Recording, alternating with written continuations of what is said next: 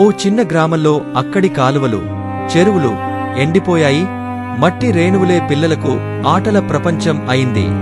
రైతుల తాపత్రయాలు, మనస్సులో చేరిన కష్టాలు, వాటికి వేరే ధారేమి లేదా? ఆ ఊరిలో ఓ పసి హృదయం కలవాడు. అతడి పేరు శివుడు. వయసు 12 ఏళ్ళు.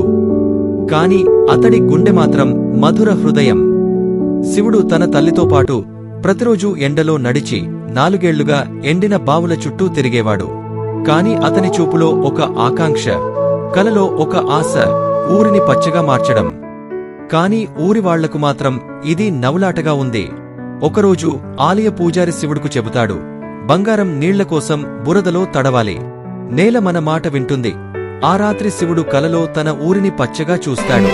ఇది ప్రారంభం మాత్రమే.